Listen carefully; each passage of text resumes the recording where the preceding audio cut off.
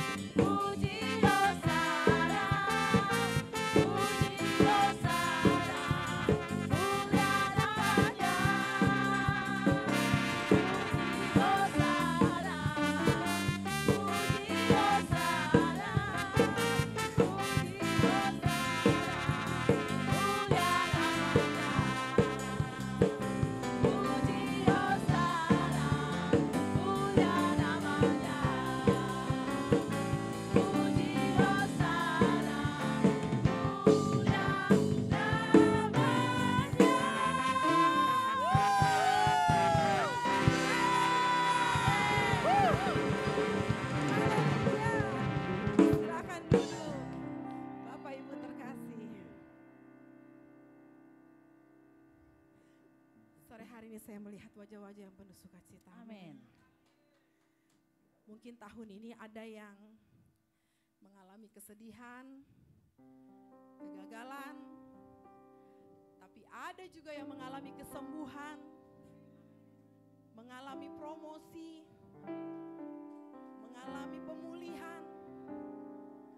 Itu semua adalah kebaikan Tuhan. Amin. Haleluya. Sekali lagi berikan tepuk tangan bagi Tuhan kita Yesus Kristus. Kita akan bersama-sama mendengarkan kesaksian dari anak-anak sekolah minggu. Silakan.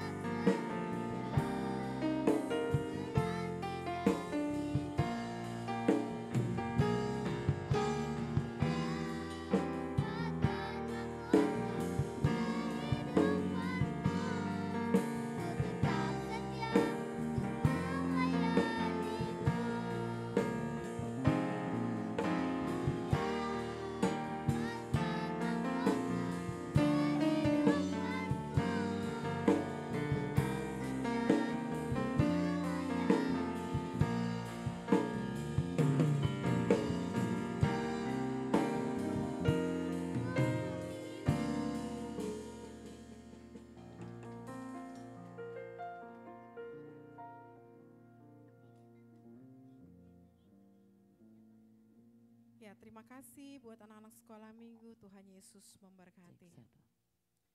Haleluya. Mari kita persiapkan hati yang terbaik bagi Tuhan. Kita mau menyembah Raja di atas segala raja. Kalau kita ada sore hari ini, itu bukan karena hebat saudara dan saya, tapi semua karena kemurahan Tuhan. Kalau kita hidup hari ini, itu bukti dari kasih Tuhan yang tak terbatas. Kami ingin menaikkan rasa syukur kami Tuhan atas semua kebaikan dan kemurahan. Terima kasih Yesus. Kami tidak bisa menambah sehasta saja jalan hidup kami. Semua karena seizin-Mu. Haleluya. Kau hias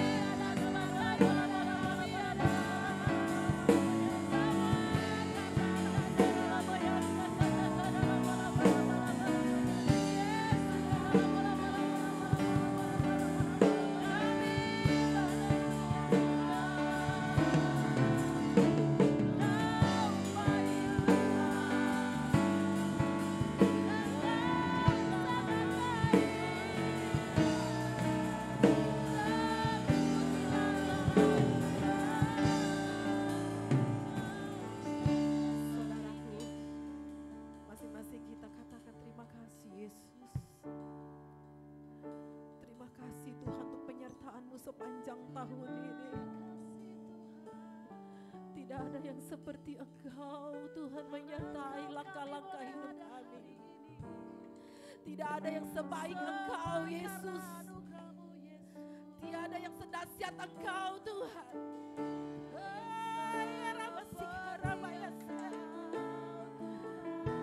Hanya hati ini, Tuhan. Kami percaya kami tidak bisa hidup tanpa Engkau, Tuhan. Kami tak akan pernah Bapa berjalan sendirian. Kami kunci tahun ini dengan rahasia syukur di hadapan Engkau.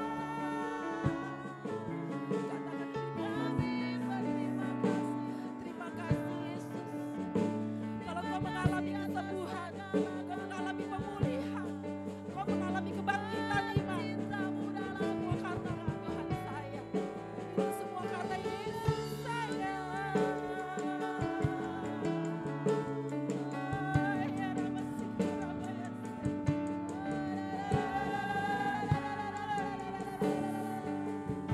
Terima kasih.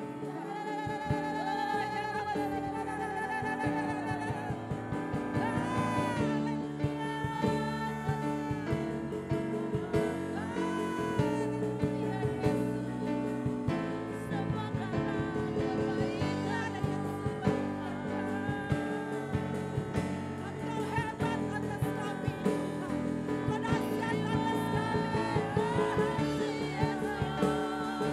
Biarlah masih karena banyak saya. Yesus mencintai Engkau dan saya. Dia tak akan pernah meninggalkan satu langkahmu. Dia akan menyertai dan memberkati.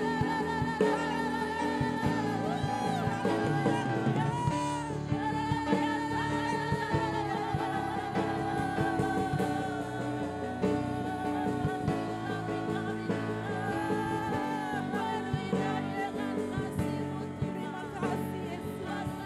Terima kasih Tuhan.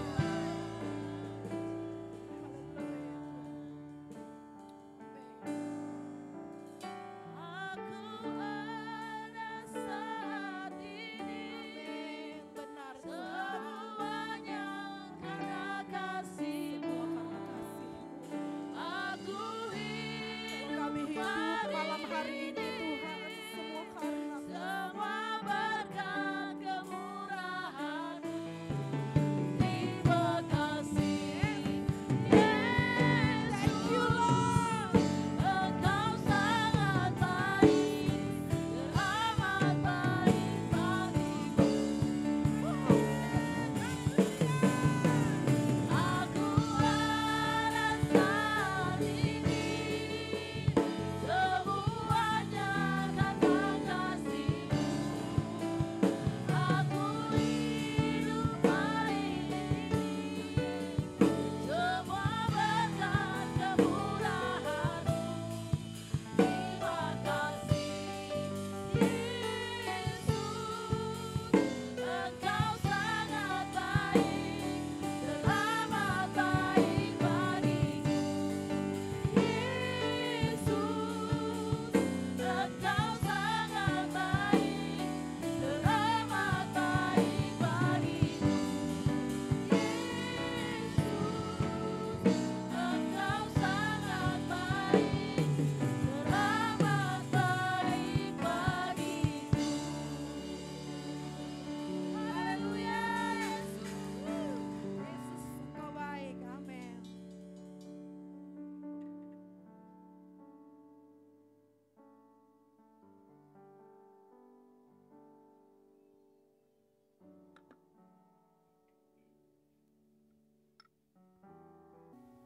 Sungguh hanya kemurahan-Mu saja Tuhan kami boleh ada di sini.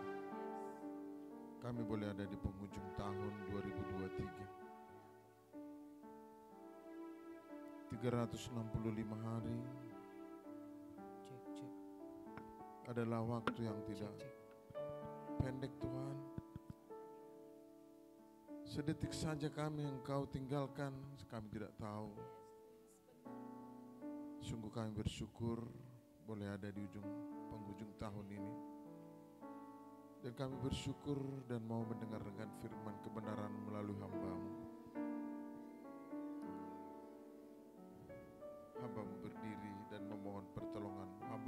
berbicara, biarlah kuasa, biarlah pertolongan daripada Engkau saja.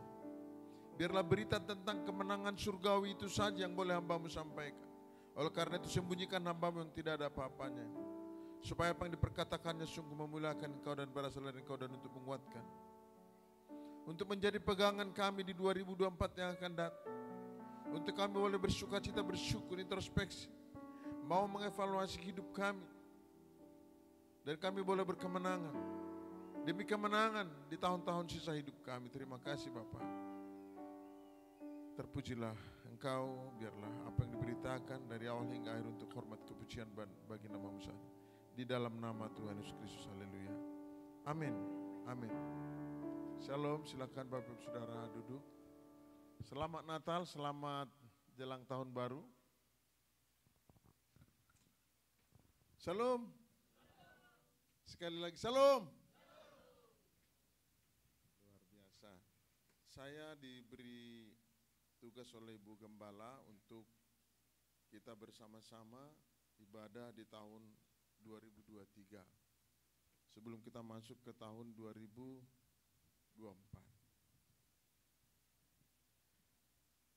Saya kasih judul hari ini adalah hari untuk evaluasi. Evaluasi untuk introspeksi. Setelah introspeksi, kita tahu apa kekurangan kita, apa kekuatan kita, apa kesalahan kita, apa yang boleh kita lakukan di 2023 yang silam. Saya coba nanti mengambil beberapa contoh Alkitab, seperti Raja Daud, Nabi Yesaya, Rasul Paulus, semuanya pernah ngalamin. Hanya Tuhanlah yang tidak perlu evaluasi. Karena Tuhan maha tahu. Tuhan maha tahu, Dia tahu yang terjadi, yang akan datang, yang dahulu, yang akhir zaman Dia tahu. Jadi Dia tahu apa yang mau dilakukan, dan konsep keseluruhannya adalah Tuhan punya. Nah kita nggak tahu. Malam ini kita nggak tahu. Siapapun nggak ada yang tahu. Jadi Allah yang transenden, Allah yang imanian, Allah yang tidak pernah berdosa dan tidak bisa berdosa, hanya itulah yang tidak perlu evaluasi. Tapi Pak Pendeta, kenapa Taman Eden gagal? Kenapa pohonnya tidak dikurung saja supaya Adam dan Hawa tidak mengambil buahnya? Itu supaya kita tahu bahwa kita manusia lemah. Roh menurut, penurut, daging lemah. Maka dari seluruh apa yang terjadi di Taman Eden itu yang menjadikan manusia berdosa, oh ternyata manusia. Dan Tuhan sudah tahu, tapi supaya kita tahu, terjadilah itu atas izin Tuhan, dan kita diselamatkan oleh kedatangan Tuhan menjadi manusia itu Natal. Maria nggak tahu dia akan melahirkan seorang juru selamat, nggak tahu.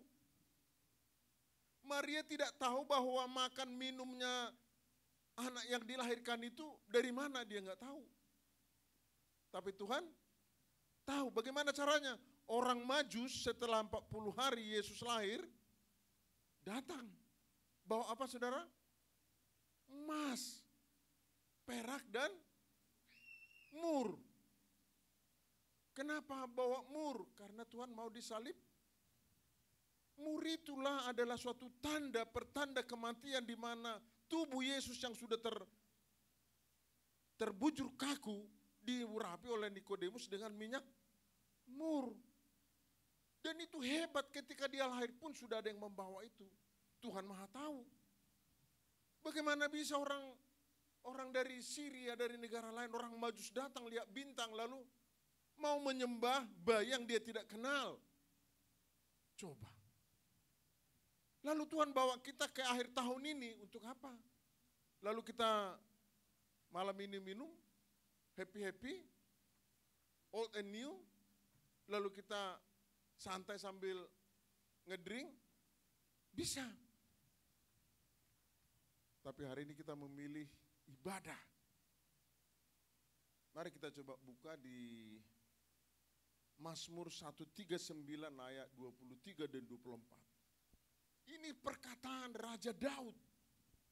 Daud bercerita isi hatinya tentang hidupnya, tentang kejahatannya, tentang kesalahannya loh. Hebat ya, seorang raja. Siapa di sini raja? Ada yang mengatakan dirinya raja? Ada di sini raja guguk? Adanya Ratu Masa, ibu ratu. Tapi tentu ibu ratu Masa tidak lebih daripada Daud. Seorang Raja Daud yang punya tahta mahkota kekuasaan dan orangnya dikenal baik oleh Tuhan. Tapi dia harus datang minta ampun sama Tuhan. Coba. Nah kita siapa? Apakah kita tidak berdosa?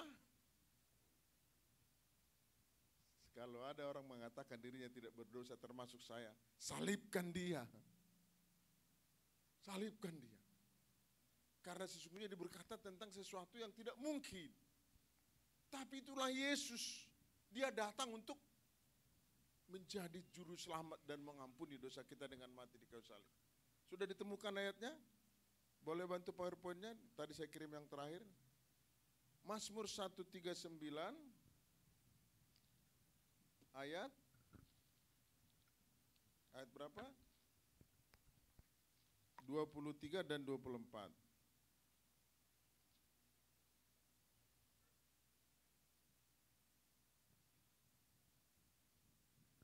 Mari kita bangkit berdiri. Tolong, saya kirim tadi PowerPoint yang terakhir. Kita baca sama-sama. Mazmur 139 ayat 23, 24. Tolong bantu James. 1, 2 ya. Selidikilah aku ya Allah dan kenallah hatiku. Ujilah aku dan kenallah. Selidikilah aku ya Allah. Dan kenallah hatiku, ujilah aku dan kenallah pikiran-pikiranku. Lihatlah apakah jalanku serong, tuntunlah aku di jalan yang kekal. Itu dikatakan oleh seorang Daud ketika dia berdosa, saudara. Kalau ada orang tidak berdosa, tidak perlu dia melakukan evaluasi dan mohon ampun. Kenapa Daud mengatakan ini? Siapa yang menegur Daud? Saudara, Bapak Ibu, Saudara butuh penasehat. Butuh hamba Tuhan, butuh orang tua, butuh teman-teman dekat yang lebih bijaksana dari Bapak Ibu Saudara. Untuk bertanya hal ihwal kehidupan. Apakah saya salah? Apakah saya terlanjur? Daud bertanya kepada Tuhan, kenalilah aku Tuhan. Dia tidak bilang kenalilah. Kenallah engkau Tuhan tentang hidupku. Dia tahu karena dari kandungan ditendun ibunya. Tuhan tangan yang dahsyat itu menenun dia di kandungan ibunya. Dikatakan apa lagi? Ujilah aku. Selidikilah aku. Daud pada titik tertentu dia tidak sadar. Ketika dia berzina. Ketika dia berdosa. Nabi Nathan datang sama dia. Nabi Nathan mengatakan, perumpamaan buat Daud. Daud, kalau kita baca di Mazmur 123 dari ayat 1 sampai ayat 24 tadi, saya hanya baca ayat 23-24, Daud itu ditanya sama Nabi Nathan. Nabi Nathan mengatakan, Daud, kalau ada peternak orang miskin punya lembu satu, punya kambing yang gemuk sekali, setiap hari dia kasih makan enak itu lembu, kambingnya, dombanya supaya gemuk. Dan orang kaya juga punya banyak domba-domba. Tetapi ketika orang kaya itu kedatangan tamu, orang kaya itu datang mengambil dombanya orang miskin itu karena tambun dan besar. Apakah yang diperbuat oleh orang kaya itu Daud? Apa kata Daud? Jahat sekali perbuatannya. Apa yang pantas dilakukan kepada seorang yang kaya, yang sombong, yang mengambil bagian orang lain? Nathan mengatakan dia hendaklah dihukum, dipenjara, disiksa. Tapi apa kata Nabi Nathan sama Daud? Itulah kau Daud. Coba. Seorang nabi berani menegur seorang raja. Taruhannya mati, saudara. Kalau saya sebagai hamba Tuhan, Ibu Deborah sebagai hamba Tuhan dan hamba Tuhan di sini menegur saudara, saudara marah? Bisa saudara marah dan tersinggung. Bisa saya tersinggung. Kalau saudara menegur saya, bisa saya tersinggung. Karena manusia daging. Tapi saya mau kasih tahu, seorang Raja Daud ditegur oleh Nabi Nathan. Nurutkah dia? Dikatakan apa? Selidiki aku Tuhan. Kenalah Engkau Tuhan akan aku. Aku mohon ampun. Itu kata Daud. Di akhir tahun ini mari kita merenung dan memohon ampun kepada Tuhan. Mari kita memohon ampun kepada Tuhan atas setiap pikiran, mata dan hati kita, perkataan, perbuatan kita. Atau perbuatan kita yang membuarkan orang lain terjerumus dalam dosa dan kita tidak melakukan apapun. Halo? Setelah Daud meminta ampun kepada Tuhan, apa yang dikatakan Tuhan kepada Daud? Dikatakan di 2 Samuel 12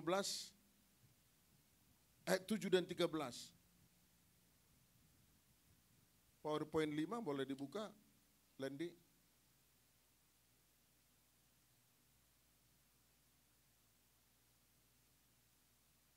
Apa dikatakan?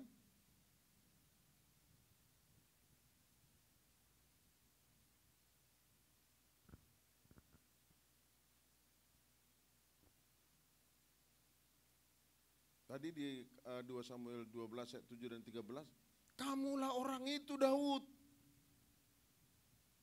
Tapi di ayat 13 dikatakan, coba dibaca ayat 13. Lalu, mundur lagi yang tadi sudah betul. Lalu berkatalah, 1, 2, iya coba.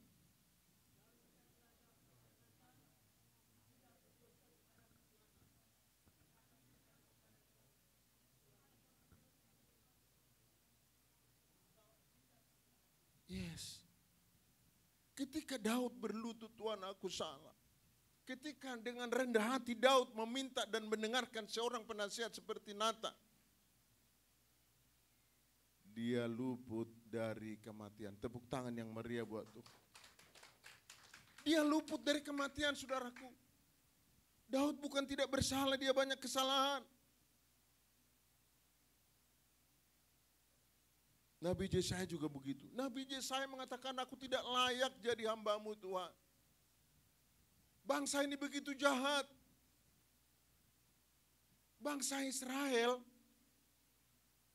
dijajah, diperbudak oleh bangsa Babel, dibawa, ditawan ke Babel. Kenapa? Mengapa kita harus evaluasi, saudaraku? Di mana anak-anakmu, di mana istrimu, di mana suamimu, apa yang kau kerjakan? Apakah engkau menyembah, apakah engkau sabar dan cukup sabar, atau engkau suka ngegas atau marah, atau berkata tidak senonoh, atau berkata sumpah serapah kepada orang di sekitarmu? Itu mengapa kita harus introspeksi. Nabi Yeremia juga mengatakan hal yang sama, Yesaya juga mengatakan, bangsa ini bebal tegar tengkuk. Itulah mengapa bangsa Israel dijajah. Dijajah. Kalau kita tidak evaluasi hidup kita dari tahun ke tahun segini aja terus. Yang ngontrak-ngontrak, yang ribut-ribut, nggak ada perdamaian, nggak ada gunanya ibadah. Saya beruntung saya ikut ibadah di 2023. Saya bilang Tuhan, saya merenung seperti Bapak Ibu Saudara. Mungkin Bapak Ibu Saudara belum merenung. Awal bulan November saya merenung. Oktober saya merenung, Tuhan. Saudara tahu apa yang saya datang di pikiran saya? Saya meratap hidup saya gagal. Tuhan, saya salah Tuhan. Aturan saya enggak begini.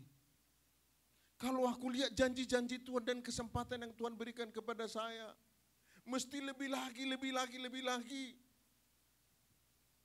banyak waktu saya sia-sia. Saya datang duduk di sini tadi, saya pandang istri saya. Senyum, saya pandang dia, mungkin nggak senyum, nggak berasa dia. Saya lihat dia. Saya lihat langkahnya, saya WA, saya telepon dia. Kenapa? Karena saya banyak salah. How to improve my life? Bagaimana saya memperbaiki hidup saya yang akan datang dan sisa-sisa yang tinggal dikit mungkin ya. Kalau Tuhan janjikan 70 tahun, berarti umur saya tinggal 7 tahun saudaraku. Lalu saya harus berdosa dan berdosa lagi. Saya mau manfaatkan sisa hidup saya untuk berbuat sebaik mungkin yang menurut Tuhan. Itu saya mengapa menyesali hidup. Bukan menyesali tapi tidak bersyukur, saya menyesal dan saya perbaiki. Apa saudara? Memperbaiki. Saya cari anak saya. Saya antar anak saya Abraham. Sebelum dia 17 tahun, saya udah pergi ke kelurahan. Bagaimana cara bikin KTP? Begitu tanggal 17, tanggal 5 Desember, saya cari waktunya dia libur. Pak Lurah buka nggak hari Sabtu? Buka Pak. Khusus Pak Tambunan saya buka untuk foto anaknya. Jangan, harus untuk semua orang. Iya saya buka. Kenapa saya? Itu tugas saya. Jangan-jangan anak saudara belum punya KTP atau saudara sendiri tidak punya KTP. So sederhana, so simple firman Tuhan itu. Lalu bagaimana dia? Saya pergi ke bank, buka rekening bank. Waduh, umur saya tinggal berapa? Kalau Alkitab mengatakan, tinggal dikit. Dia belum lulus SMA. Wah nanti dia tinggal di mana? Itu evaluasi. Kalau saya nggak sadar, sikat bleh. Ntar juga dia, enggak, aduh sayang hidup saudara. Kalau ada anak-anak saudara nilainya 7, nilainya 6, nilainya 8, dan saudara biasa-biasa aja begitu. Kalau ada punya anak saudara belum menikah, waktunya udah menikah, sampai dengan saya lagi mikir, kapan anak saya bikin kamarnya di rumah, saya panggil tukang. Belum tahu kapan menikah, tapi kamarnya sudah saya siapkan, belum saya panggil tukang, nunggu duit. Tapi gambarnya udah saya gambar saudaraku. Saya lagi berpikir untuk itu hal-hal dunia.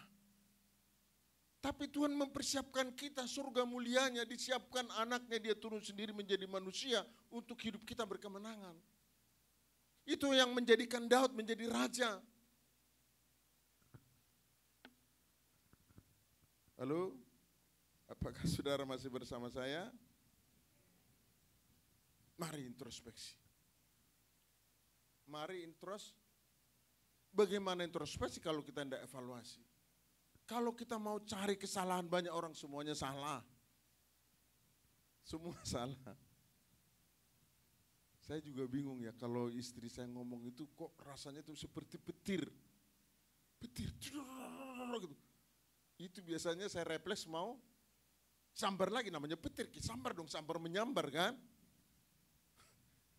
Tapi saya begitu tertekan loh. Saya tahan diri saya gini. Tuhan jangan saya pingsan di hadapan dia.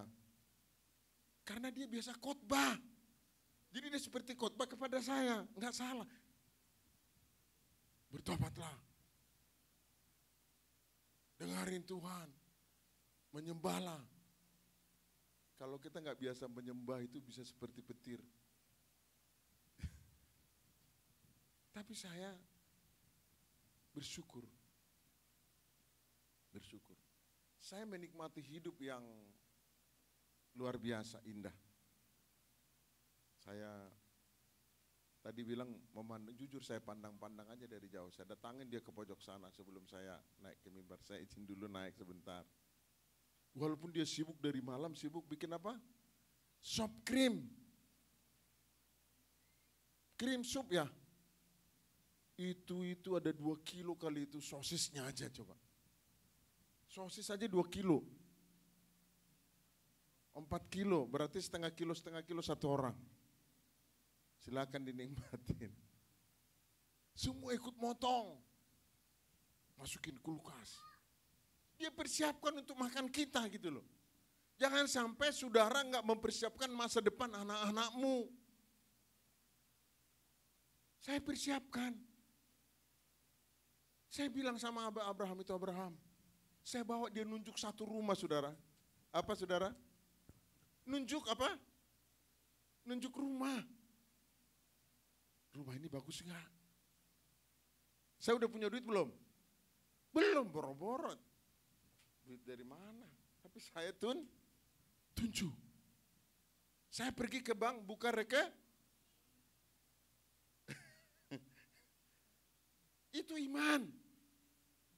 Karena aku mengevaluasi, aku udah tua, dia nanti bagaimana? Dia tinggal di mana? Saya hanya memberi contoh, saya tidak bisa saya kasih contoh orang lain yang saya tidak tahu kebenarannya. Dan saya tidak sedang mengatakan saya ini baik, enggak. Saya hanya memikirkan, saya melayani. Tanggal 14 Januari saya berangkat ke Sumatera. Saya persiapkan. Ketemu gereja-gereja di sana, saya harus berbicara. Tapi kalau hanya saya berbicara saja, mereka lebih pintar saudara. Para pendeta itu lebih pintar. Tapi saya sedang menceritakan apa yang saudara lakukan di sini dan saya bagian dari hidup saudara, itu yang saya saksikan. Jadi apa? Mari refleksikan diri kita hari ini. Selama setahun sudah sabarkah? Terlalu banyak mengeluhkah? Terlalu banyak ngegaskah? Ngegas artinya marah. Ada rasa syukurkah? Adakah cinta yang masih sisa atau sudah pupus, tidak ada lagi sisanya? Ada yang suka utang tapi belum bayarkah? Bukan di sini, di Depok. Di Depok banyak, di sini mah aman. Ini saya baca ini, saya siapkan. Jangan-jangan saudara nggak sadar apa sih yang lewat tahun ini mau lewat begitu saja? Sudah baca Alkitab kah? Siapa yang sudah baca Alkitab tiap hari? Nggak ada yang berani tunjuk tangan, nggak usah tunjuk tangan, nanti saudara nggak enak. Siapa yang menyembah tiap pagi? Saya tahu Ibu Deborah tiap pagi dia menyembah. Baca Alkitab 5 pasal, 6 pasal. Pak Supriyonggo baca, Nathan baca 3 pasal. Kalau kita nggak baca, apa yang mau kita dengar, apa yang mau kita lakukan? Iman timbul dari pendengaran akan firman Tuhan. Dari setelah kita dengar, kita buat, lalu timbul iman kita. Apalagi, saya bantu Bapak Ibu Saudara ya. Adakah orang yang suka pukul istri kah? Pukul anak kah? Saya lakukan ini kira-kira 30 tahun lalu, sekarang sudah enggak. Itu pun saya minta maaf sama Ibu Deborah. Sudah lupa dia kah? Apalagi? Suka berlutut kah? Suka berbagi kah? Saya mau kasih tahu. Apa bedanya kita sebagai umat ciptaan Tuhan atau orang yang biasa saja dalam bekerja dan melayani? Kalau saudara bekerja, banting tulang, nggak dihargain orang, saudara marah nggak? Marah. Itu namanya pekerjaan. Tapi kalau saudara sebagai udah kerja keras, udah melakukan apapun, tapi dimarahin orang, saudara merasa, nggak apa-apa aku dimarahin. Karena aku sebagai hamba Tuhan, sebagai pelayan. Nggak apa-apa dimarahin orang. Karena kita pelayan. Kalau saudara berbuat baik, memberi perpuluhan, melayani di gereja, tidak digaji. Pindah gereja kah? Enggak, karena itu pelayanan. Tapi kalau saudara diomelin sama bos, diomelin, akhirnya kita pindah, cabut, nggak mau lagi kerja di situ. Kenapa? Itu namanya apa? Pekerjaan. Kalau kita dalam Tuhan, saudara nggak akan mengeluh. Ibu Deborah malam belanja. Pagi dia sudah masak. Usianya sudah 60 tahun. Tadi pagi dia bilang, Pak, aku mau melayani orang lagi sakit. Aku mau antar makanan ke sana. Lalu kita telepon supir, tolong dulu datang bantu. Lalu saya datang ke gereja, naik komuter lain sama Pak Munas. Kami cerita di jalan. Saya terlalu yakin dan percaya bahwa saudara, siapapun yang bertemu hamba Tuhan pasti dirubah asal kalian mau. Mau jadi kaya, mau berhasil, mau anak-anaknya mau masuk sekolah tinggi, mau kerja di Bank Mandiri, bisa. Datang aja di gereja ini. Tapi turut sama nasihat. Pasti dapat. Saya terlalu percaya sama Tuhan. Itu kenapa Nabi Nathan menegur Raja Daud. Hei Daud, kamu jahat sekali dan kamu harus mati karena perbuatanmu. Berani sekali Nabi ini. Saya pun kadang-kadang ragu menegur Bapak Ibu Saudara. Ragu saya menegurnya. Enggak sopan gitu loh.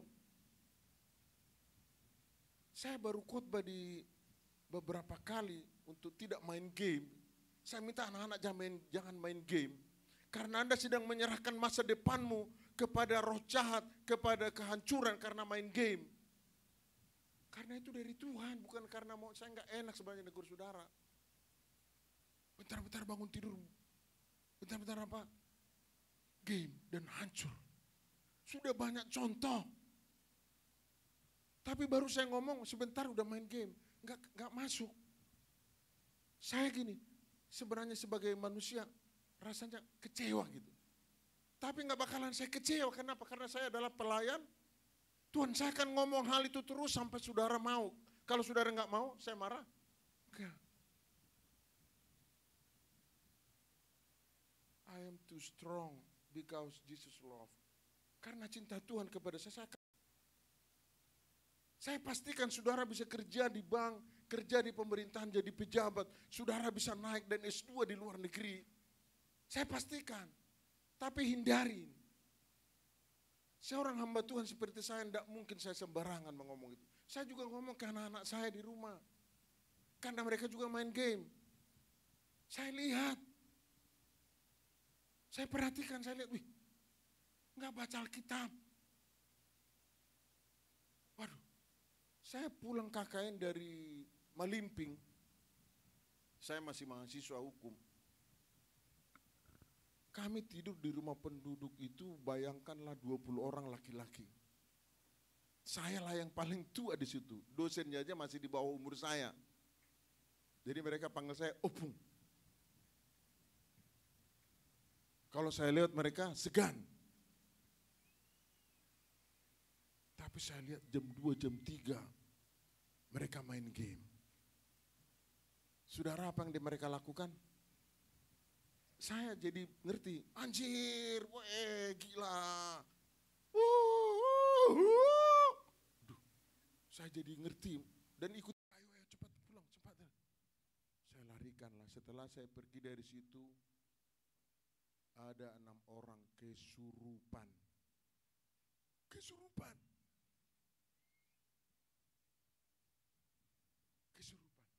Jangan-jangan ada yang kesurupan ada di sini. Karena ada dari sini kesurupan. Begitu rentannya, begitu mudahnya roh jahat itu kalau kita tidak evaluasi diri. Jadi bagaimana supaya kita maju ke depan? Mau maju? Ini kan kita evaluasi ini. Yang lalu biarlah tapi kita songsong masa depan yang gemilang. Anak-anak bisa dapat nilai, semangat, ibu-ibu, bapak-bapak penyembahan.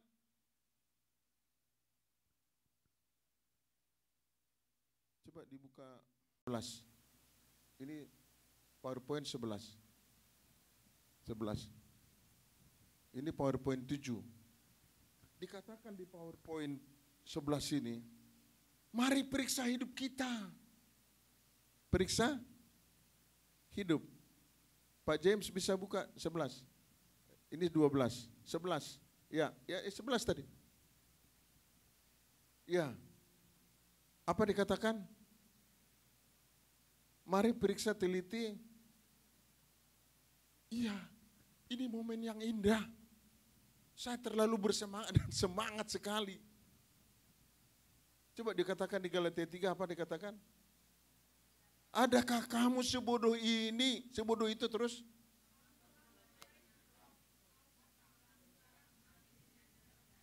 Iya.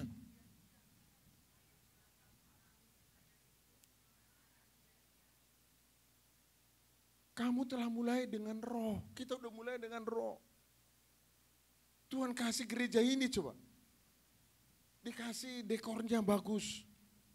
Akustiknya bagus, saya baru ikut ibadah di suatu gereja di daerah Jelembor.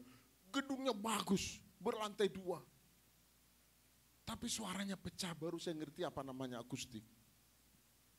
Begitu saya dengar suara ini, coba, bagus sekali.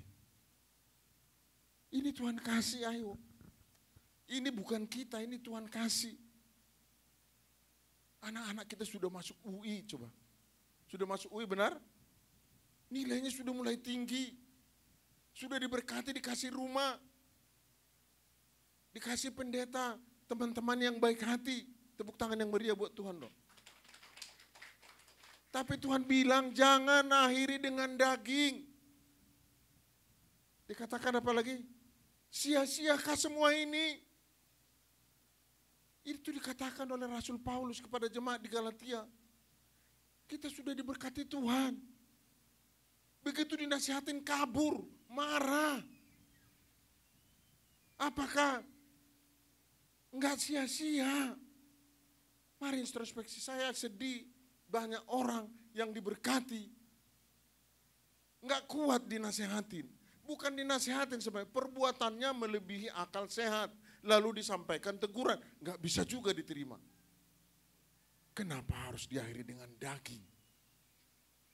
Kalau saudara pun belum diberkati, merasa belum diberkati, nafas hidup kita ini, jantung yang berdetak 3.600 kali dalam 1 jam, itu adalah anugerah Tuhan. Amin. PowerPoint 12, apa yang harus kita lakukan berikutnya? What next? Terus, 13. Amsal 21 ayat 5 dikatakan, coba baca sama-sama.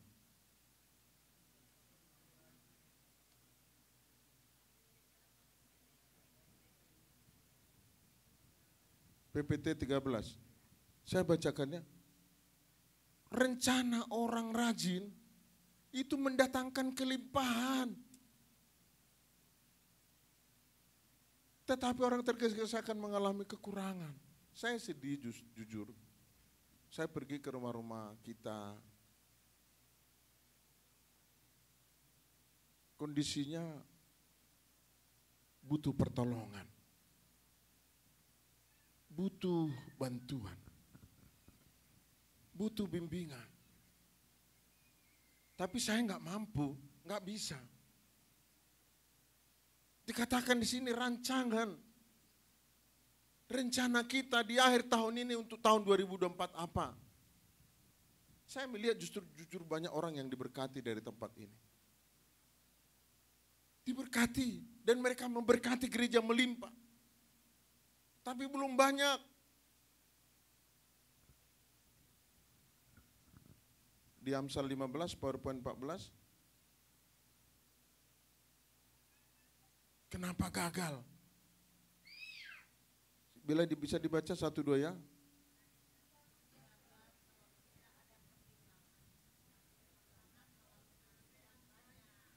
Iya. Rancangan gagal kalau tidak ada pertimbangan. Tetapi akan terlaksana jika penasehat. Kami ini penasehat. Pak Philip ini penasehat. Bapak Ibu adalah penasehat. Tepuk tangan yang meriah buat Tuhan.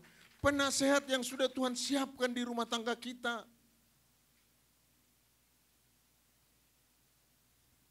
Bapak bekerja siang malam cari uang. Menyeberang. Menerpa badai. Gelombang laut. Ibu di rumah harus berdoa. Amin. Bawa ajak hamba Tuhan untuk berdoa, saya mau. Itu yang dilakukan oleh Raja Daud. Lihat Raja Daud. Di 1 Samuel 18 ayat 14. Apa dikatakan? 1 Samuel 14. Ada yang bisa baca? 1 Samuel 18 ayat 24. Iya. Segala. Coba dibaca.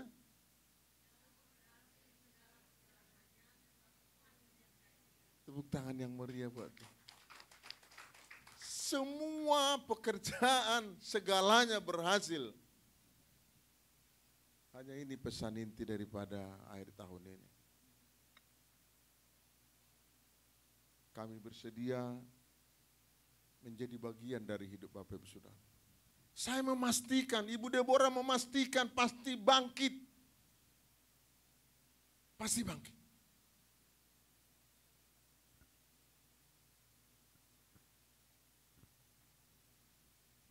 Kenapa orang gagal ketika berumah tangga? Kenapa orang gagal ketika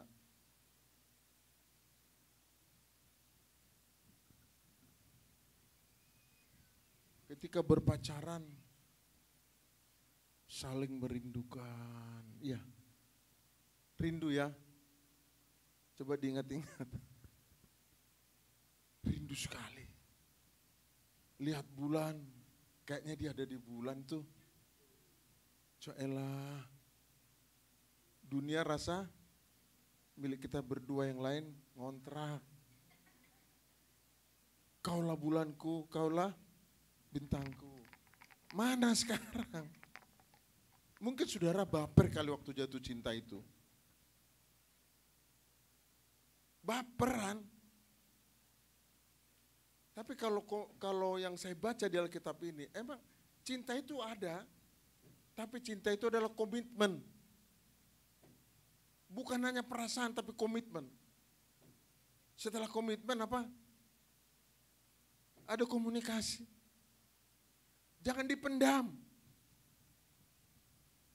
Katakan sejujurnya. Mana mungkin, katakan. Kita bersatu. Tapi iya betul. Tapi yang saya sampaikan di sini jangan. Komitmen, komunikasi dan sabar. Jadi kalau ada masalah katakan aja. Mam, sorry ya, tadi suara saya agak keras. Saya salah. Katakan. Si istri juga jawab, iya, aku sakit hati. Berulang kali. Iya. Dia tahu, berarti dia mengalami itu. Sabar, komunikasi. Kalau dipendam, tiba-tiba meledak. Tapi ketika bilang, maaf ya, aku salah. Tapi carilah momen. Maaf ya, aku salah. Duit yang kemarin mana? Jangan. Emang bayaran. Katakanlah dengan itu, komunikasi itu ternyata bagus. Jadi cinta yang dulu itu betul cinta. Dan saya menangkap dalam pesan akhir ini, yang penting adalah suami istri dan anak itu adalah pelayanan. Bukan kewajiban. Kalau kita ke kantor jam 7 pagi dan pulang jam 4 itu kewajiban. Kalau melayani istri itu mau jam berapa, mau jam 2 malam. Usia saya yang sudah tua ini, sebelum saya tidur, saya bikin dulu susu buat si Arahito, anak saya sayang itu. susunya ditaruh di botol, tapi saya enggak kasih air. Kalau kasih air nanti dia basi. Saya bikin air panas di termos. Istri saya selimutin, mam tidur aja, tidur. Tidur saya selimutin dulu supaya aman. Iya kan? Kalau dia aman, baru kita urus anak. Iya, itu saya praktekkan. Lelah ya lelah. Harusnya kan dia yang selimutin saya dong. Gue udah capek kan. Caelah. Tapi beda namanya pelayanan itu. Saya cerita ini jangan saudara curigaisen. Tambunan drama, enggak, tanya aja nanti di situ. Terus saya siapkan lagi air kalau panasnya dikasih ke susu nanti anaknya minum doher mulutnya kan. Saya siapin lagi air putih dingin. Satu buat istri saya, satu buat Arahito. Pakai kontainer. Supaya kalau dia haus, terus saya siapin nyalain AC, saya lampunya saya matiin supaya dia enggak gini-gini tidurnya. Lampu silo men. Saya matiin dulu lampunya. Selimut kebetulan cuma satu. Kita kedinginan begini. Dia kehangat, nggak apa-apa, pengorbanan. Itu cinta. Jangan tarik-tarikan, tarik. Saya kalau ada nyamuk, saya tungguin nyamuknya. Saya tungguin nyamuk. Kamu coba ganggu istri saya. Hadapin dulu saya baru kamu. Gitu. Enggak bakalan marah kita. Setelah dia pergi 2 jam 4, baru selimutnya saya peluklah Arahito. Kebagian juga akhirnya. Indah sekali. Lalu jam 3 saya bangun. Saya jam 3 bangun, saya bikin susunya itu. Saya taruh di samping ban. Begitu Arahito bangun, dia cakar muka saya. Dicakar muka saya gini. Udah susu udah di situ, udah susu udah saya bikin di situ. Baru diminum susu. Cakarannya adalah enggak apa-apa pengorbanan, walaupun luka-luka dikit enggak apa-apa. Dia masih jangan biarkan anak saudara hilang ditelan apa, kemana dia? Lalu bawa rotan, jangan. Mohon jangan. Yang udah-udah 2023 penuh kekerasan yang sudah-sudahlah. Tuhan mengampunimu. Tapi ke depan, iya, saya telepon si Seli, gimana anak-anak? Lagi pujian penyembahan. Pakai lagu kaset, pakai pagi-pagi. Iya bang, pasang lagu-lagu. Saya tanya lagi siapa, bagaimana? Ada. Sebelum kesini tadi saya tanya, si Seli mana? Selsi mana? Saya tanya satu-satu. Orlando mana? Ini mana? Rasanya ingin kita sama-sama begitu. Saudara mau bersama-sama saya untuk maju menatap 2024 seperti Daud? Banyak sekali contohnya di Alkitab ini. Saulus itu kerjanya nganiaya, pukul. Siapa namanya? Saulus. Tapi setelah bertemu Tuhan, di penghujung tahun dia berjalan ke Damsyik dan Tuhan menemui dan dia berkata, siapakah engkau Tuhan? Hanya karena Tuhan. Saya bayangkan nanti Putri, Riko, semuanya sekolah tinggi-tinggi dan kerja. Seperti Bu Deborah di Bank Mandiri. Seperti saya kerja di Bank DKI, di Pemda DKI. Seperti anak-anak. Orang akan menduduki tahtanya pada waktunya. Persiapkan dirimu. Saya juga lihat siapa nih, Marcel sama Marvel ini. 2023. Dramanya begitu mengerikan. Wah. Tidak apa-apa. Itu penting kita alami lalu kita rubah. Ya Marvel ya. Itu mengerikan. Nah. Itu saya ngelihatnya gini. Siapa ya? Saya kenal. Wah. Tapi itu kita jangan tertawakan. Itu adalah masa yang berat. Tapi Tuhan menolong dia. Dia akan menjadi orang yang hebat. Bisa jadi menteri, bisa jadi direktur di PALP, direktur di mana-mana. Tepuk tangan yang meriah. Saudara tahu, dia tidak akan lagi melakukan itu. Yakin saudara. Seumur dia udah dipanggil polsek, udah digendong sama polisi begini. Sekolah. Polisi datang ke sekolahan. Itu mungkin bapaknya marah itu. Kalau ada kursi itu dilempar itu kursi sama anaknya. Pak mau bikin malu. Tapi itu perasaan orang tua yang kecewa. Tapi ke depan 2024 kita kubur itu. Amin, amin Marvel. Iya, saya sangat percaya. Waktu dia mengalami itu saya berdoa Tuhan. Ini pengalaman yang indah. Apa saudara? Ada orang bilang, oh mampus dia mati dia. Jangan. Itu pengalaman yang indah. Itu tidak ada dijual. Itu disediakan Tuhan untuk menolong seorang Marcel menjadi orang nanti di depan. Ya karena mamanya melayani. Papanya melayani, sekarang papanya melayani, ditunggu di sana. Waktu Natal kita berdiri di sana, ada berapa jam itu berdiri bapaknya. Sampai saya beli kursi, Pak Adi duduklah Pak Adi duduk. Saya gak tega lihat dia berdiri. Tapi ada rasa. Kalau itu sebagai hamba Tuhan, saudara tidak akan marah. Kalau saudara punya dan suka memberi, itu pasti pelayanan. Kalau saudara memberi untuk dihormati, itu bukan pelayanan. Saya sudah lakukan. Orang bilang saya bodoh, iya bodoh. Antara bodoh dan baik mirip-mirip. Murah hati dan baik mirip-mirip. Murah hati itu riba, tiba-tiba yang dari Tuhan, hancur hati datang. Yang ada pada kita yang kita kasih.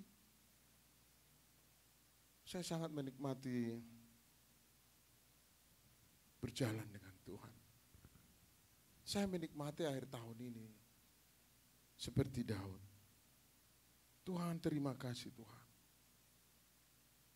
Sungguh sebuah pengalaman yang indah selama 2023. Bahkan hidup saya yang 60 tahun sebelumnya itu. Karena sih tidak mungkin saya hidup kalau bukan Tuhan. Lagunya Ibu Susi apa itu? Sedetik saja engkau melepaskan aku Tuhan. Aku pasti jatuh. Tak sedetik pun engkau lepaskan aku. Aku tahu itu Tuhan. Aku juga bergumul buat anak-anak saya. Bergumul. Berdoa. Anak saya yang pertama, hari-hari saya sapa dia. Kadang-kadang saya sudah kecewa. Tapi Tuhan itu hebat. Diuji kita. Saudara mau meninggalkan 2023 dengan damai, dengan sukacita? Coba dulu pegang tangan istri dan suaminya, coba pegang dulu. Pak, Ibu Desi, coba pegang tangannya. Jangan dirampas Pak, tenang aja pegangnya. Itu penting, katakan I love you. Ayo masing-masing, Pak Philip mana suami istrinya? Boleh. Mungkin sudah lama enggak, oh iya. Oh Puji apa marah? Oh jodoh Tuhan, buru-buru datangin. Iya, itu pengakuan yang jujur. Tepuk tangan buat Pak Philip. Itu dia, saya bantu. Aku rindu Pak. Tadi saya tanya. Tepuk tangan. Pak James, mana Pak James? Jangan pura-pura nggak kelihatan Pak James. Banyak saksi nih anak-anakmu nangis kena pukul atau saya nggak tahu. Banyak saksi. Ayo Pak James keluar dari persembunyian. Tuhan ingatkan saya. Ayo. Pak James sama anak-anaknya, ampuni papa ya, ampuni mama ya. Mana Bu Aning? Bu Aning, dekatin suamimu, jemput dia ke ruang tertutup sana. Ayo, Bu Deborah sini, jangan pura-pura nggak tahu, sini. Ini lagi khotbah, datang sini. Iya, nanti aku datang sini dulu.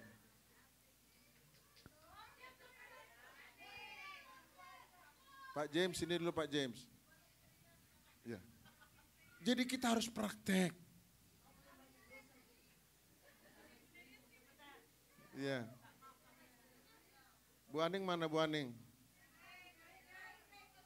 Kalian berdua tolong peluk anak-anaknya, 4 atau 5 anak-anaknya. tolong peluk. Nah inilah saya juga minta maaf sama Bunda. Ya. Dari dulu sudah dimaafkan. Tadi di rumah saya tanya, Mam, aku pakai baju apa? Merah. Oh kamu juga pakai merah? Iya. Papi duluan ya? Iya saya duluan. Naik Grab aja katanya karena dia sayang. Cuman sayang uangnya, saya naik gitu aja, naik kereta. Sekali lagi minta maaf di penghujung tahun ini. Banyak ya, jangan diulang-ulang lagi. Salah ya, saya terbalik ya. Terbalik. Tapi boleh nggak saya minta satu kata? Apa itu? Rahasia nanti aja. Iya, puji Tuhan. Memang itu caranya Pak Gembala untuk manggil saya ke depan karena sudah ada janji. Jadi begini, itu memang satu, bukan maksudnya mau membuat kalian jadi apa ya, supaya kayak memuji kami, enggak. Tapi memang itu alamiah yang dilakukan Pak Tambunan di dalam rumah tangga kami.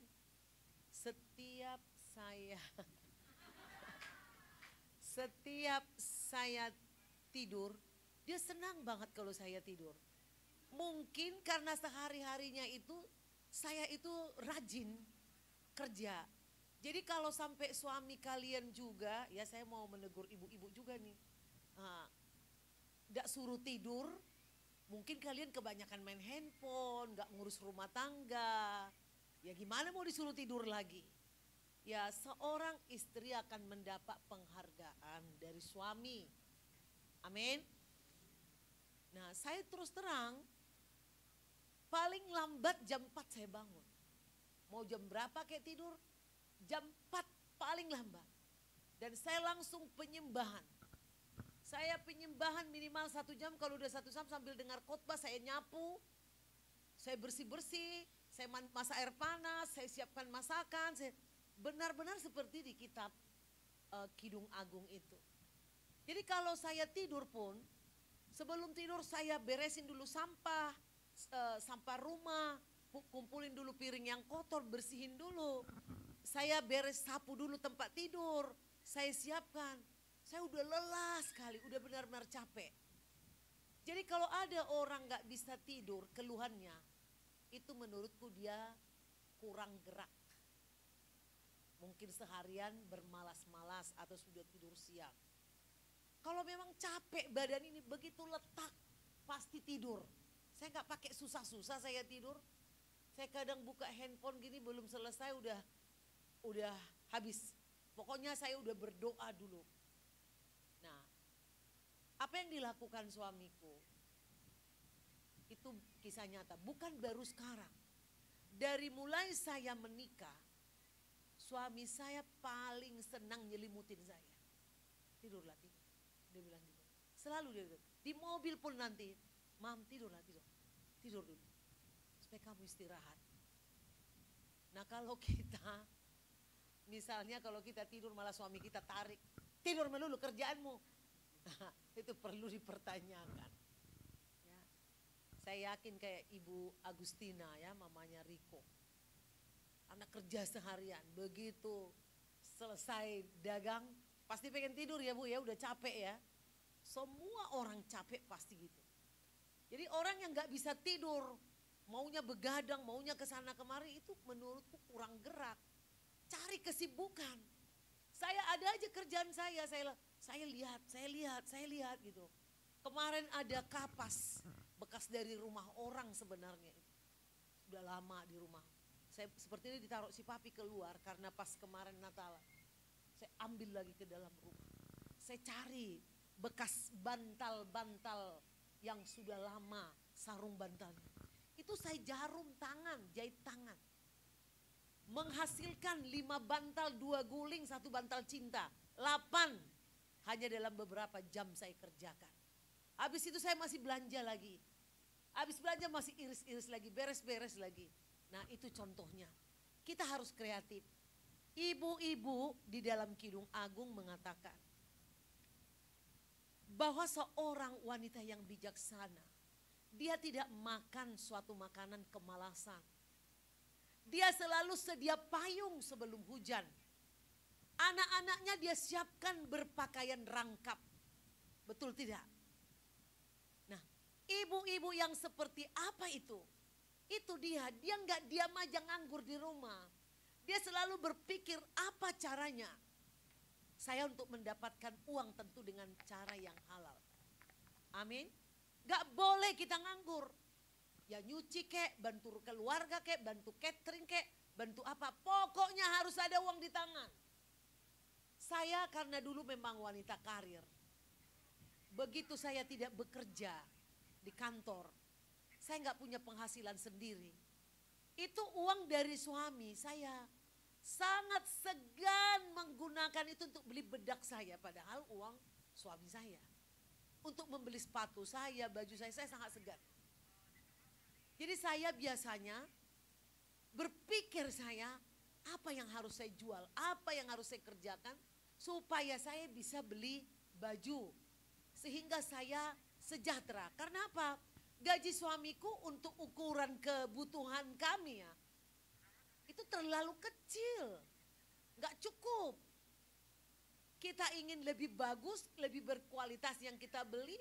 Kalau hanya nunggu gaji suami nggak cukup. Jadi lagi ngajarin Ibu Sri Mulyani, Menteri Sri Mulyani sama Menteri Sandiago Uno nyanyi untuk bisa nyanyi memimpin Indonesia Raya dan lain-lain. Ketika dia lagi ngajar itu Ibu Sri Mulyani bilang, Berta, kamu jangan nabung uang dalam rupiah di bank. Mending kamu beli emas. Kalau enggak nabungnya nagung di Pegadaian. Di Pegadaian itu menyiapkan emas 10 gram, 25 gram, 50 gram. Dicicil tiap bulan, mungkin setahun, sekian per ininya. Karena kita tidak tahu, Sri Mulyani sendiri mengatakan tapi dia tidak membongkar rahasia yang dalamnya. Kalian harus berjaga-jaga uang di tahun 2024. Saya mau mengingatkan kita semua kalau ada uang jangan boros-boros. Simpan uangmu karena kau nggak tahu apakah nanti terjadi huru hara atau apa. Kita nggak bisa bergerak. Semua nanti akan jadi mahal, kita nggak tahu. Memang doa, saya juga berdoa. Tapi saya tidak tahu karena apa. Israel pun sampai sekarang di mana-mana antisemit itu sedang berkobar. Baik di Amerika maupun di Eropa. Nah, Israel dan Hamas ini itu terlalu kecil. Bukan itu tujuannya. Kalau sampai perang dunia ketiga. Jadi bapak-bapak, ibu-ibu, tolong diperhatikan. Doa. Ya, menghadapi 2024 kita sungguh tidak tahu seperti apa. Kalau tiba-tiba perusahaan pada tutup, ya yang supir juga nggak bisa, yang naik Gojek juga, yang ngantar Gojek juga nggak bisa. Siapa yang mau naik kalau lagi online lagi, ya online ya, pekerjaan lagi. Kalau datang lagi penyakit, kita berdoa. Nah selain berdoa, mari kita siapkan. Itu yang dikatakan Pak Tambunan tadi, dia mulai seperti itu. Jujur saudara, dari mulai anak saya, anak pertama, saya hamil. Suami saya maaf. Saya kan tukang keringat, dulu belum ada AC. Pertama kami punya AC bekas AC keluarga, AC window. Ya, belum ada remote-nya tuh, harus bangun dulu untuk mematiin. Itu pun kencang banget suaranya. Jadi saya selalu kepanasan. Suami saya ini rajin sekali mengganti baju saya supaya saya tidak masuk angin. Saya yang marah, terganggu saya tidur. Tapi nanti kamu masuk angin supaya kamu sehat, supaya anak kita sehat. Lalu ketika saya sudah melahirkan, saya jam 10 terakhir menyusui. Dia sudah tidur pulang dari kerja, nanti dia gantian mengganti popok anak-anak saya, dia berjaga sampai jam 2. Nanti setelah jam 2 dia tidur lagi, saya yang gantian bangun. Nah, saya mendengar banyak keluarga di Priok ini, ya, di mana para pria sering gampang mengatakan cerai, sudah punya anak, ya, tidak menghargai pengorbanan istri. Istrinya udah melahirkan anaknya, istirahat sebentar enggak bisa. Dikasihlah kesenangan. Saya banyak hal, saya kadang gini ya, kadang jujur, sering kali kami juga bertengkar. Ya, jangan dipikir enggak ada pertengkaran. Tapi pertengkaran kami bukan soal kami pribadi sebenarnya. Urusan-urusan pelayanan sebenarnya pertengkaran kami. Kalau kami berdua tidak. Karena banyak urusan, terlalu banyak kami urusi orang lain. Itulah karena over limit ya, kami akhirnya kelelahan dan kami bertengkarlah. Kenapa harus begini, kenapa harus begitu, kenapa harus begini. Bukan urusan kami berdua sebenarnya. Melelahkan. Ada hal yang baik, banyak. Saya berpikir-pikir ini, kalau lagi kesal-kesalan gitu ya. Ada saya lihat orang bilang gini, mati aja lo sekalian. Ada saudara kami, semoga kamu jatuh dari pesawat terbang itu. Tujuannya supaya dia dapat asuransi. Ya itu, dia doain suaminya seperti itu. Saya itu tidak pernah terpikir saya seperti itu. Karena saya pikir gini, aku gak bisa hidup tanpa suamiku sebenarnya. Walaupun kadang-kadang aku gagah-gagahan juga kalau lagi berantem. Gitu. Tapi saya pikir, aku gak bisa ngurus ini, aku gak bisa listrik, aku gak bisa ini, aku gak bisa ini. Aku hanya bisa melayani. Jadi Tuhan udah ngasih saya pendamping yang bisa melindungi saya. Di masa tua saya. Saya untuk pasang gas saja sampai hari ini saudara. Saya tidak berani masang gas. Nah hebatnya kalau suami saya ini. Kalau ada kekurangan apapun. Ya mami. Dulu kadang gak punya uang. Anak-anak belum bayar uang sekolah. Dipanggil. Anak saya ngomong, mama ujian, belum bayar uang sekolah. Udah bilang papi, mam kamu pergi sekolah, aku ke kantor. Enggak, papi aja. Papi, segala kesulitan dalam rumah tangga kami. Suamiku yang maju. Jadi bahaya kalau para pria selalu ngojok-ngojok istri yang maju di depan. Giliran istri nanti dominan, dianggap tidak menghargai suami. Padahal para prianya tidak mau maju. Jadi pria menjadi kepala seperti Kristus. Ya. Seperti Kristus menjadi kepala. Apa yang dilakukan seorang kepala? Memaafkan, terus menerus memaafkan istri. Kalau bahasa Batak paling indah bahasanya, mengaju. Membujuk, ya menganjuk. Anjuau, say anjuau, aleanggi. Bujuklah saya, membujuk. Ini yang benar. Amin. Loh, apa kehebatan daripada gembala kalau hanya untuk bentak-bentak istri, bentak-bentak anak. Saya paling pantang seorang bapak memukul anak. Jujur siapapun di antara saudara rasanya pengen kupasak kalau bahasa Bataknya. Pengen kulotak, pengen kuambil kayu mukul. Kalau sampai ada bapak-bapak yang mukul anaknya. Karena kami wanita ini menumpahkan darah, hampir mati rasanya untuk melahirkan. Jadi kalau kami yang nabok anak kami enggak masalah, dia enggak akan sakit hati. Tapi kalau pria yang nabok anak, apalagi anak perempuan, wah luka batin itu. Itulah maka banyak jadi wanita-wanita cari om-om senang. Untuk disayang-sayang om-om karena papanya nggak bisa sayang. Jadi kita harus, saya minta para bapak-bapak. Kalau engkau pernah menabok, memukul anak perempuan. Kau harus minta maaf, cuci kakinya dan jangan pernah tabok lagi. Jangan pernah pukul lagi. Mengatai pun.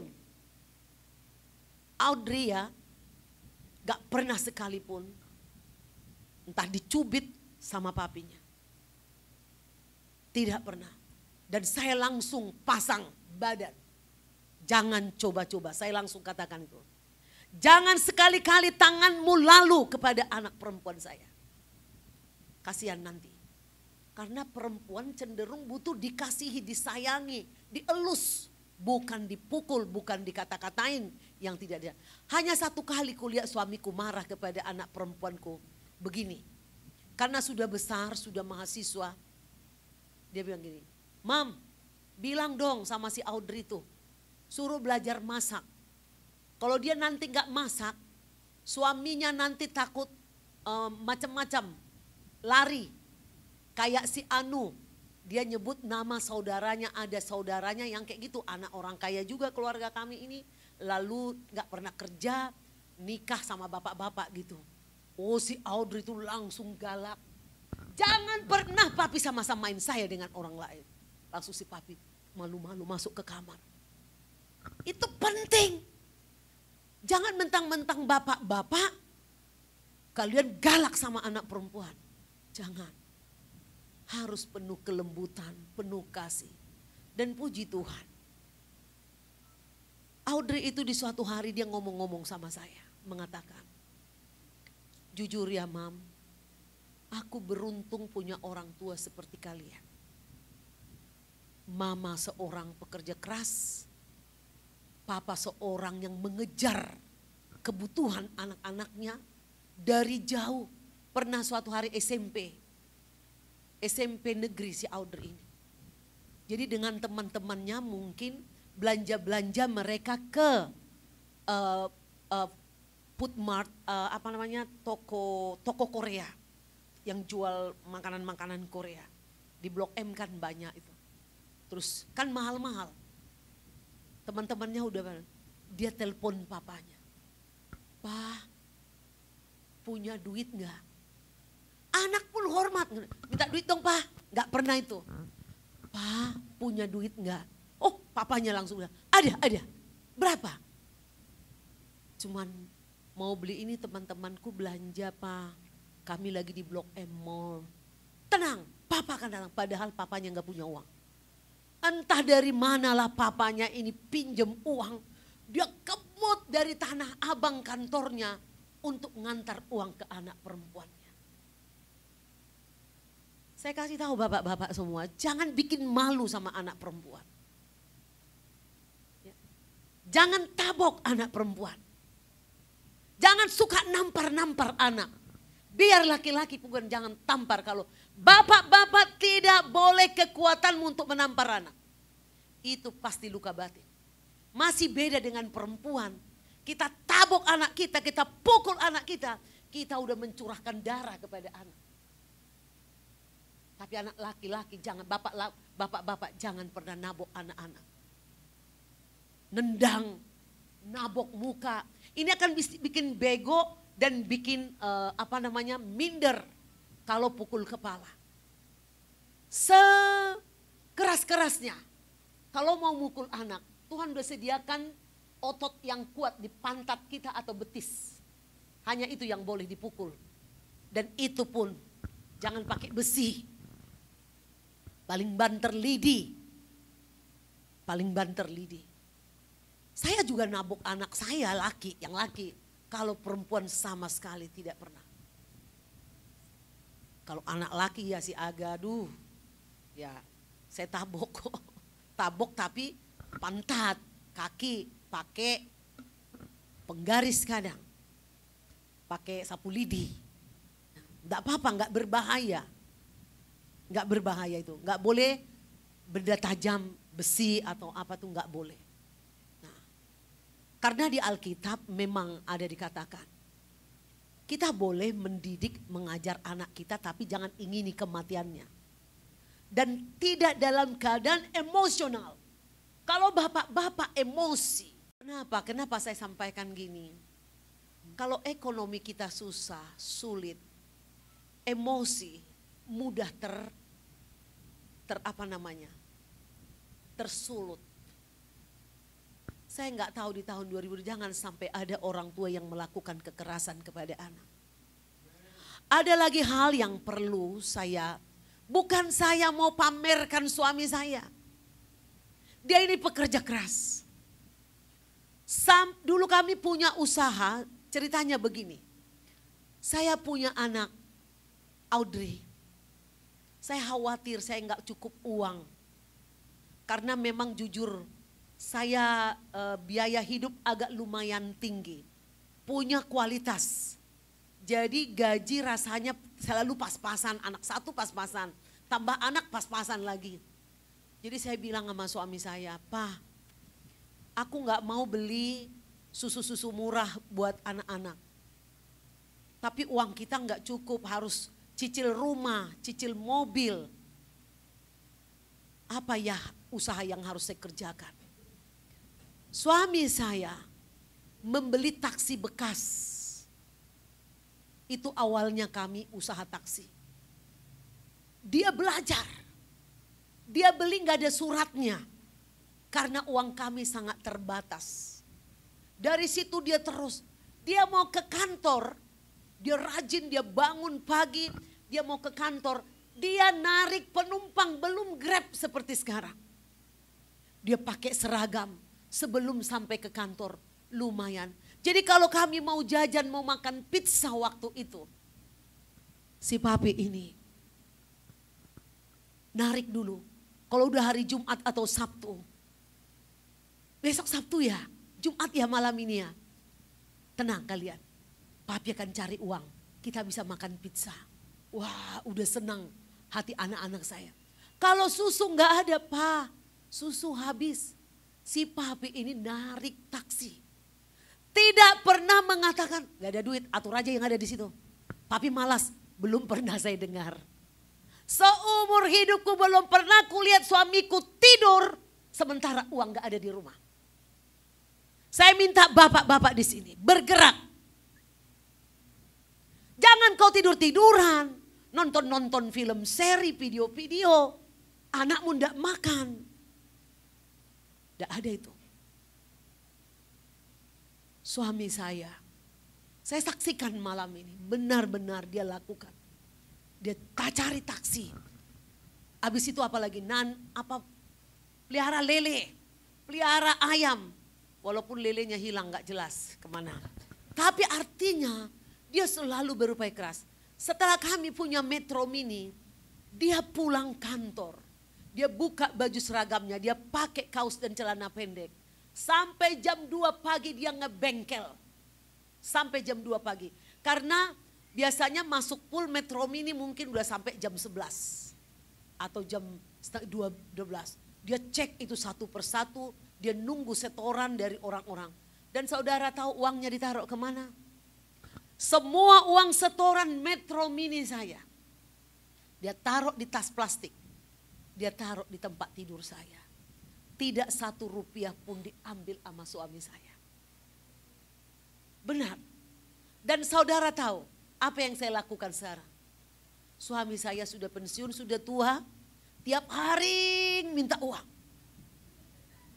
Kadang untuk tukang, kadang untuk ini, kadang untuk hobi, kadang untuk makan, kadang untuk ini. Tiap hari. Sampai habis itu uang di tas saya juga tidak pernah omel. Saya selalu ingat. Dia dulu sangat baik kepada saya. Dia selalu memberi apa yang dibutuhkan keluarga. Dia tidak pernah mengatakan tidak ada, udah cukup aja apa yang ada di situ. Enggak. Dia akan keluar cari uang. Itu baru laki-laki. Benar enggak bapak-bapak? Loh kok lemas ini bapak-bapak semua? Ini bapak-bapak yang gimana ini yang di sini nih? Halo bapak-bapak semua. Tidak boleh mengatakan kepada istri dan anak-anak, udah tahankan, tidak boleh. Papa akan cari, berdoa ya. Nah ini selalu, mama kan suka berdoa. Mama berdoa aja. Dan dia bersaksi sama saya entah beberapa waktu lalu. Dia kadang keluar dari rumah gak tahu apa yang harus dia kerjakan.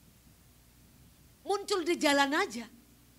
Muncul di jalan aja ada ide mengerjakan ini, mengerjakan itu. Nah, Ini kenapa penting saya katakan, supaya sebelum kejadian yang terlalu sulit. Saya nggak mau kalian nanti datang, Bu Gembala benar ya yang Ibu bilang, Bu pinjam dong mau bayar rong sekolah, mau bayar ini. Nggak. Jangan ngutang-ngutang, jangan minjem-minjem. Amin. Jangan hanya uang 100.000 aja saudara minjem. 200.000 minjem. Ya. Kalau hanya untuk bayar uang sekolah bulanan, harus saudara cukupkan. Gojek kek, Gokar kek. Kalau dulu suami saya belum ada Gojek. Kalau ada Gojek dan Gokar zaman dulu, aduh enak banget. Sekarang ini gak ada alasan untuk tidak makan. Gak ada alasan untuk tidak punya uang. Belum lagi zaman dulu BPJS gak ada. Anak sakit. Kami beberapa kali ninggalin KTP di rumah sakit Pondok Indah. Belum ada uang. Puji Tuhan di Pondok Indah ini menganggap kita ini kaya. Jadi gak ditagih. Pas nanti udah waktunya kami bayar. Mereka percaya kepada kami. Itu sekelumit kesaksian di akhir tahun. Banyak yang meramalkanlah saya bilang. Akan sangat sulit di tahun 2024. Akan sangat sulit. Saudara jangan bilang begini, kita kan anak-anak Tuhan. Ada, takutnya itu terjadi, takutnya ini sudah zamannya. Secupak gandum sedinar, ya, ada di Alkitab, di kitab Wahyu. Ini kalau tergenapi, jangan kau rusakkan minyak dan anggur itu. Ini tergenapi jika akhir zaman tiba atau antikris datang. Itu ditandai kalau benar-benar terus perang Israel ini dan merembet ke Eropa, ke Amerika dan ke Soviet. Kalau Soviet main sama Amerika, benar-benar perang, udah. Kita harus betul-betul. Pertama, kemungkinan kita akan diserang lewat apa? Udara, yaitu senjata kimia. Berarti kita punya kerjaan pun mungkin gak bisa keluar kerja. Bagaimana makan kita? Pekerjaan pun mungkin gak ada. Dan itu cara, ada namanya grup depopulasi untuk mengurangi populasi dunia. Nah, siapa yang bisa bertahan? Hanya orang yang ada anggur dan minyak. Apa itu anggur? Anggur darah. Darah Yesus. Darah Yesus juga bicara pengorbanan. Saudara harus mau. Saya selalu katakan, saya beberapa kali mendapat rema dari Tuhan. Siapa yang berani mempertaruhkan nyawanya untuk mendekat kepada Tuhan?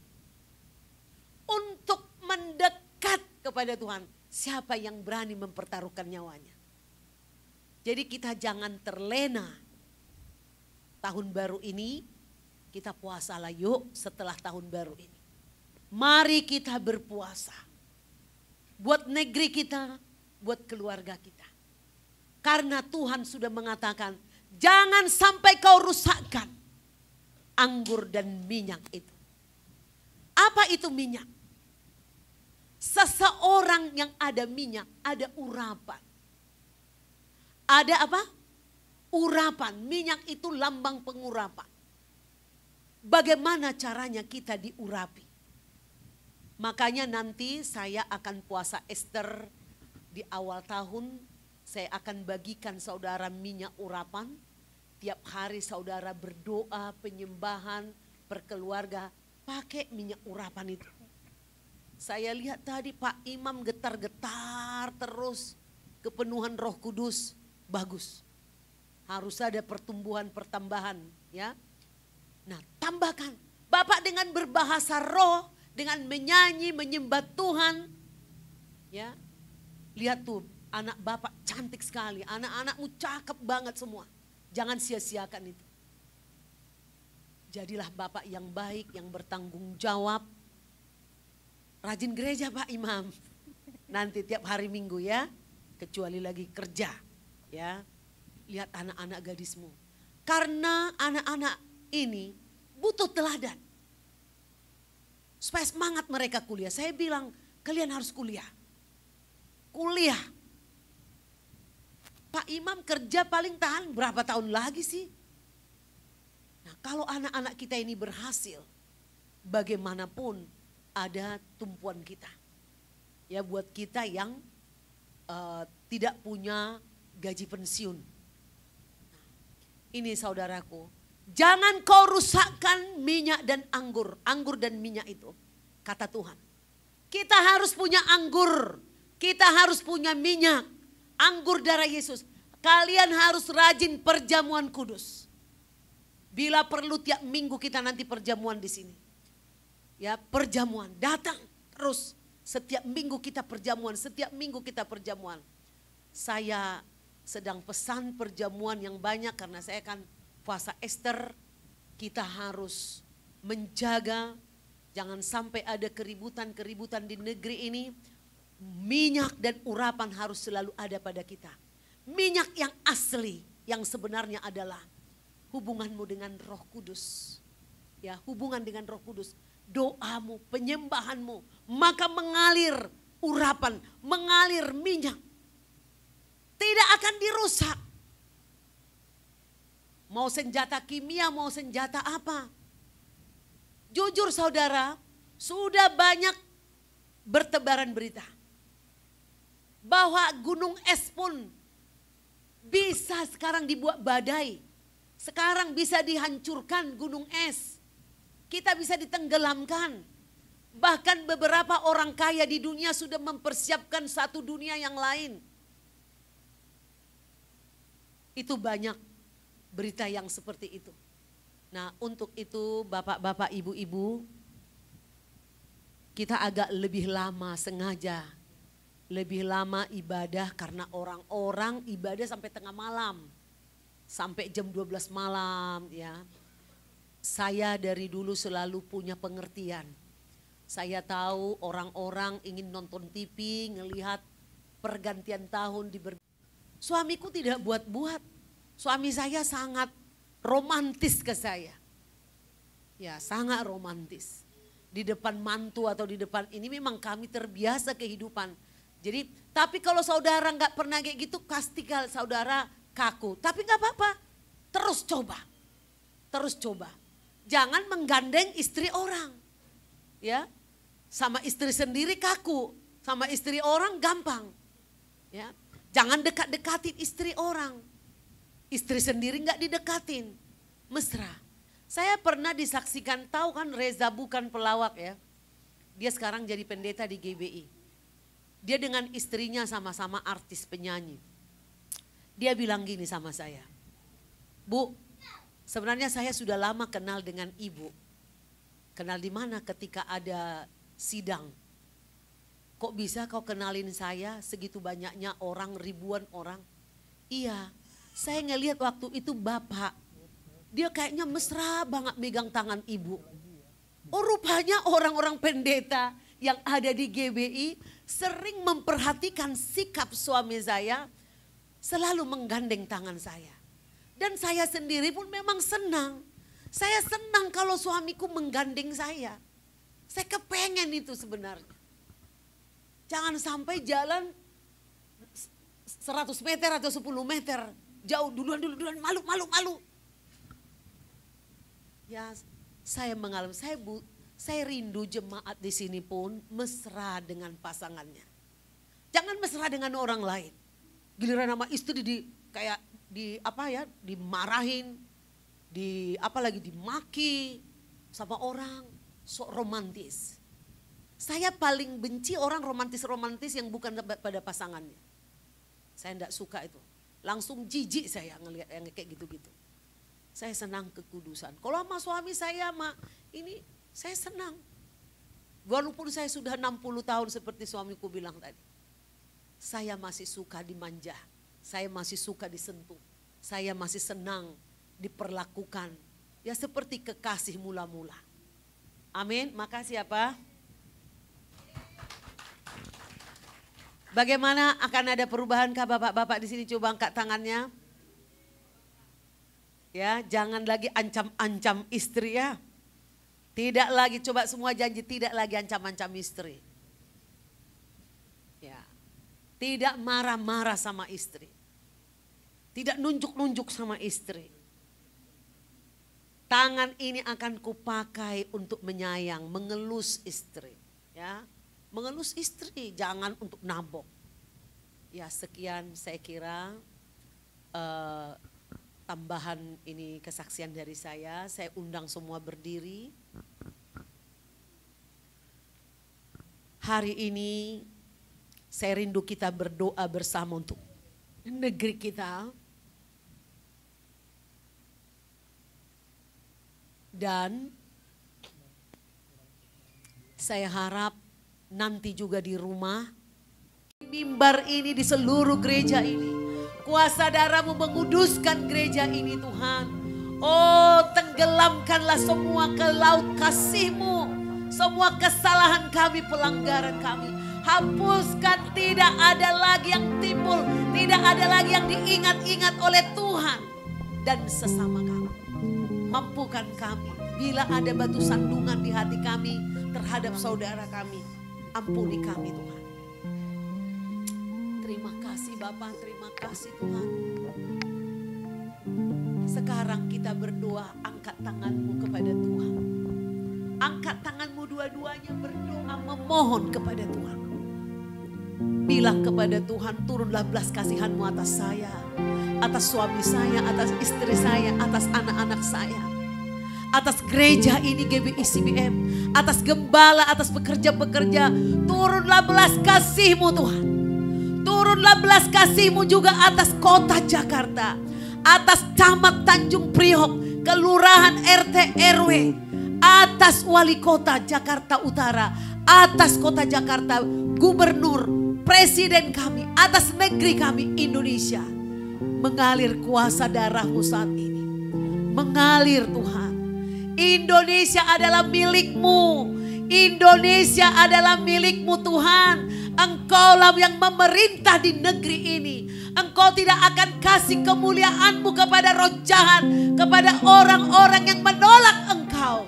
Oleh karena itu Tuhan, kami berkati negeri ini tetap akan bangkit di negeri ini penyembah-penyembah, nabi-nabi-Mu, bangkit di sini rasul-rasul-Mu, keturunan ilahi. Tidak akan lenyap penginjilan, tidak akan lenyap pekabaran Injil, tidak akan lenyap gereja-Mu di desa-desa, di kota-kota, di lembah-lembah, di gunung-gunung, dari Sabang sampai Merauke. Semua gereja yang sudah ada akan tetap ada dan akan bertambah. Jumlah jemaat bertambah. Kami menyerahkan Tuhan semua anak-anak yang sedang dikandung orang tua, semua anak-anak yang sudah dilahirkan, para remaja, apapun agama mereka, kami menaruh ke dalam tangan-Mu. Engkaulah yang menciptakan mereka. Biarlah setiap mulut mengaku bahwa Yesus Kristus adalah Tuhan. Setiap kaki bertekuk lutut menyembah Engkau, bahwa Yesus adalah Tuhan, satu-satunya juru selamat. Nyatakan kuasa-Mu. Bangkitlah Tuhan dengan api cemburu-Mu. Bangkitlah. Bahwa Engkau tidak bisa disamakan dengan dewa-dewa palsu. Engkau tidak bisa disamakan dengan dewi-dewi palsu. Engkau tidak bisa disamakan dengan nabi-nabi palsu. Biarlah Engkau Tuhan menyatakan kemuliaan-Mu, kuasa-Mu yang dahsyat. Bela gereja-Mu, bela hamba-hamba-Mu, urapi. Terima kasih untuk penyertaan-Mu selama Natal dan Tahun Baru. Ada keamanan di seluruh negeri. Engkau tidak akan biarkan kami mengalami kecelakaan. Tuhan berkati calon-calon presiden, wakil presiden yang akan memimpin di Indonesia. Kami berdoa untuk pemilu supaya negeri ini aman semua Tuhan. Tidak ada pembunuhan, tidak ada kejahatan. Tuhan yang menetapkan, mengurapi, memilih seorang presiden yang takut akan Engkau, yang sungguh-sungguh bisa menjaga negeri kami. Tuhan, aku menyerahkan ke dalam tangan-Mu. Jauhkan Tuhan segala siasat-siasat yang jahat dari iblis. Engkau berkuasa. Engkaulah pemimpin kami, kepala gereja. Diberkati Indonesia, diberkati Israel, diberkati juga Palestina, diberkati semua bangsa-bangsa. Biarlah semua bangsa kembali kepadamu, mengasihi Engkau, memuliakan Engkau. Malam ini Tuhan kami serahkan semua acara tahun baru yang ada di gereja ini, di tiap rumah tangga, di seluruh keluarga-keluarga Kristen. Biarlah hadirat-Mu hadir, lindungi juga acara-acara tahun baru yang dibuat pemerintah maupun swasta. Biarlah itu menjadi suatu hiburan yang menyenangkan bagi masyarakat. Dan kami bersyukur karena kami tadi berdoa supaya hujan berhenti. Dan Engkau telah menghentikan hujan sehingga kami bisa datang ke gereja. Terima kasih, mujizat-Mu benar-benar selalu terjadi Tuhan.